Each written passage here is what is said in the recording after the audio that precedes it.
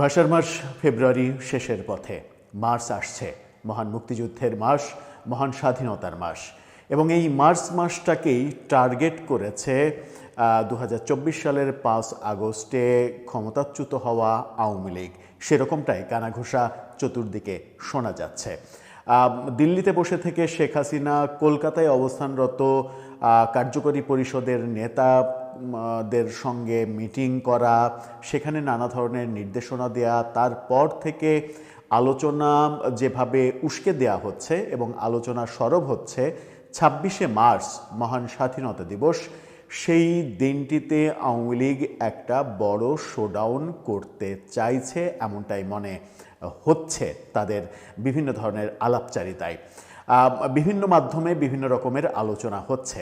March মাস কেন্দ্র করে 3টা দিনকে কেন্দ্র করে আওয়ামী লীগের টার্গেট রয়েছে, এরকম একটা ধারণা আমরা তাদের বিভিন্ন কথাবার্তায় খুঁজে পাচ্ছি। কিন্তু আওয়ামী লীগ কি ভাবছে যে 26শে মার্চের আগেই তাদের ওপরে যে কার্যক্রম নিষেধাজ্ঞা রয়েছে সেই নিষেধাজ্ঞা উঠে যাবে? তেমনটা কি তাদের ভাবনার মধ্যে রয়েছে?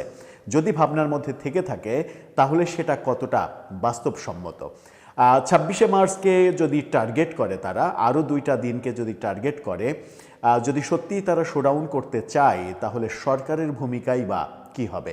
এর আগে প্রফেসর ইউনূস সরকার যে ভূমিকায় অবতীর্ণ হয়েছিল, সেই একই ভূমিকায় কি বিএনপি সরকারকে দেখা যাবে?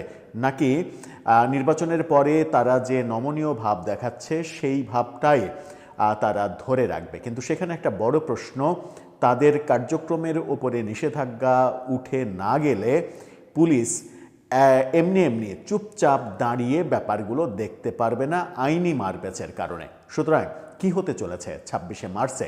চলুন একটু আলোচনা করে বোঝার চেষ্টা করি এই ভিডিওতে। আওয়ামী লীগের 26শে মার্চ কেন্দ্রিক কিংবা পুরো মার্চ মাস কেন্দ্রিক পরিকল্পনাটা কি হতে পারে। থাকবেন পলিটিক্স টিভির নিয়মিত আয়োজনে।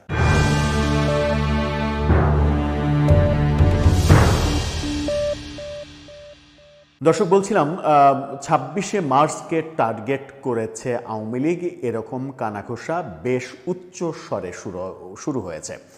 ব্যাপারটা কয়েকদিন আগে পর্যন্ত কানাঘোষা পর্যায়ে ছিল, এখন সেটা একটু শব্দ হচ্ছে বলে মনে হচ্ছে। আওয়ামী লীগ মূলত মার্চ মাসের 3টি দিনকে টার্গেট করেছে। সেই 3টি দিন খুব ভালোভাবেই আপনারা যারা রাজনীতি সচেতন তারা জানেন যে মার্চ মাসের 3টি গুরুত্বপূর্ণ দিন হচ্ছে 7ই মার্চ বঙ্গবন্ধুর ঐতিহাসিক রেসকোর্সের ভাষণ, যে ভাষণটাকেই মূলত বলা হয় যে আমাদের স্বাধীনতা আন্দোলনের শুরুর প্রেক্ষাপটটা। সেখানে শুধু স্বাধীনতার ঘোষণাটা দেয়া হয়নি, কিন্তু স্বাধীনতার প্রস্তুতিটা সেই ভাষণের মাধ্যমেই মূলত তৈরি হয়ে গেছে। তখন থেকেই বাঙালি জাতি যুদ্ধের জন্য তৈরি হচ্ছিল। সেই 7ই মার্চ, এরপরে রয়েছে 17ই মার্চ বঙ্গবন্ধুর জন্মদিন। আওয়ামী লীগ ক্ষমতায় থাকতে এই দিনটাকে জাতীয় শিশু দিবস হিসেবে তারা পালন করেছে, ঘটা করে জাতীয়ভাবে পালন করেছে। এই দিনে ছুটি দিয়েছে।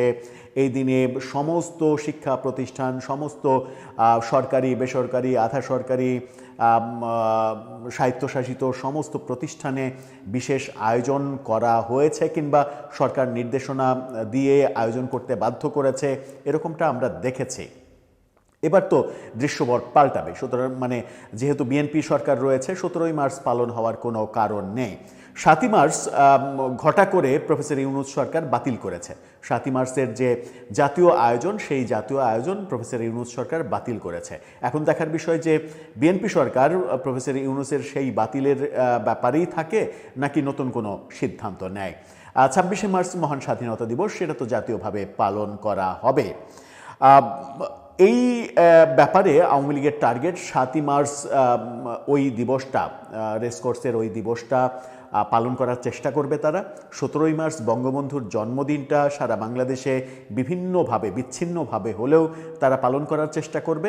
কিন্তু মূল টার্গেটটা তারা 26শে মার্চকে কেন্দ্র করে করছে বলে বিভিন্ন সূত্র ইঙ্গিত দিচ্ছে। ইঙ্গিতগুলো কি? ইঙ্গিতগুলো মূলত 26শে মার্চে জাতীয় স্মৃতিসৌধে তারা একটা গ্যাদারিং করতে চায়। তারা একটা বড় আয়োজন তো আনুষ্ঠানিক আয়োজন তো না, লোক সমাগম করতে চায় এবং লোক সমাগম করে জাতীয় স্মৃতিসৌধে তারা ফুল দিতে চায়।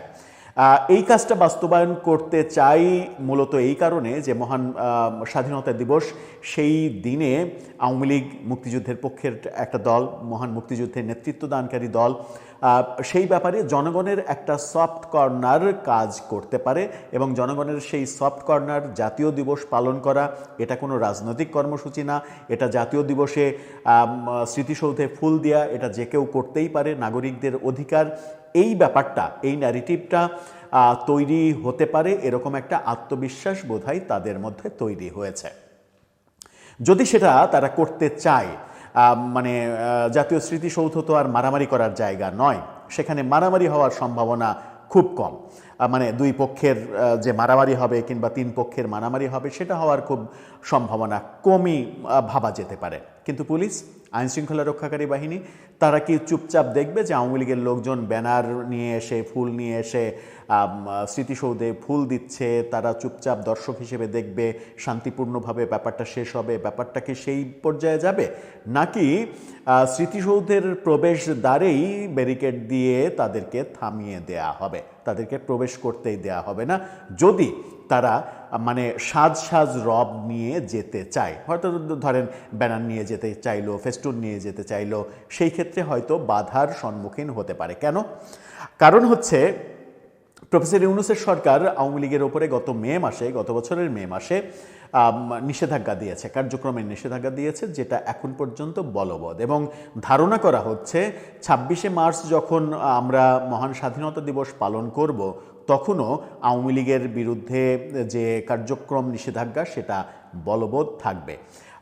এখন প্রশ্ন হচ্ছে যে বিএনপির তাহলে মনোভাব কি? বিএনপি কি প্রফেসর ইউনূস সরকারের মতো করেই চালাবে? মনে হয় না, আমার মনে হয় না। কিন্তু বিএনপি আরেকটা নির্বাহী আদেশে আগের নির্বাহী আদেশটা তুলে নেবে না। তারা যেটা টেকনিক্যালি করবে সেটা হচ্ছে যে সংসদে 30 দিনের মধ্যে প্রফেসর ইউনূসের সমস্ত আইন, সমস্ত যে অধ্যাদেশ, সব কিছুর বৈধতা দিতে হবে সংসদকে। এই 30 দিনের মধ্যে বিএনপি স্পেসিফিক কিছু বিষয়ে বৈধতা দেবে, বাকি বেশিরভাগগুলোই বৈধতা দেবে না। বৈধতা না দেওয়ার তালিকায় আওয়ামী লীগের বিরুদ্ধে যে নিষেধাজ্ঞা, সেই নিষেধাজ্ঞাও থাকবে। অর্থাৎ প্রফেসর ইউনূস সরকারের দেয়া নিষেধাজ্ঞা আপনি 30 দিনের মাথায় 12ই মার্চ সংসদ বসছে, 11ই এপ্রিল 30 দিন হয়ে যাবে। সেই 11ই এপ্রিল কিংবা 12ই এপ্রিলের মধ্যেই আওয়ামী লীগের যে নিষেধাজ্ঞা, সেই নিষেধাজ্ঞাটা এমনি উঠে যাবে। তখন আওয়ামী লীগ কার্যক্রম করতে বৈধতা পাবে এবং তারা বৈধভাবে তখন কার্যক্রম করতে পারবে, ছোটোখাটো হোক আর বিচ্ছিন্নভাবে হোক, তখন আর তাকে আইনিভাবে বাধা দেয়া যাবে না। কিন্তু 26শে মার্চে সেই নিষেধাজ্ঞা উঠে যাওয়ার কোনো সম্ভাবনা নেই। ব্যাপারটা এমন না যে ওই প্রফেসর ইউনূসের আইন কানুনগুলো সংসদে সব আলোচনা হবে, এটা আমরা পাশ করলাম, ওটা পাশ করলাম না, এটা এই করলাম, ওটা ওই করলাম না। এগুলো আসলে 30 দিনে সংসদের করার টাইম নেই। সুতরাং সংসদ বসার আগেই সরকার সিদ্ধান্ত নিয়ে ফেলেছে কিংবা নিয়ে ফেলবে যে এইগুলো পাশ করবে, এগুলো পাশ করবে না। আওয়ামী লীগেরটা যে পাশ করবে না তারা, এটা নির্দ্বিধায় বলে দেয়া যায় বিএনপির অ্যাটিটিউড দেখে। বিএনপি সেই পথেই হাঁটছে যে সংসদ পাশ করেনি, অটোমেটিক প্রফেসর ইউনূসের যে নিষেধাজ্ঞা, সেই নিষেধাজ্ঞা ইনভ্যালিড হয়ে গেছে। সেই পর্যায়ে যেতে আওয়ামী লীগকে কিন্তু এপ্রিলের 12 তারিখ 11 তারিখ পর্যন্ত অপেক্ষা করতে হবে। এপ্রিলে গিয়ে 17ই এপ্রিল যে মুজিবনগর দিবস রয়েছে, আমাদের মহান মুক্তিযুদ্ধের প্রথম মুজিবনগর সরকার, সেই মুজিবনগর সরকার গঠনের ওই দিবসটা পালন করার জন্য আওয়ামী লীগ একটা উন্মুক্ত পরিবেশ পেতে পারে। তার আগে 26শে মার্চে তাদের যে প্ল্যান, সেখানে তাদের কিন্তু একটা বড় অবস্ট্রাগল থাকবে, থেকেই যাবে।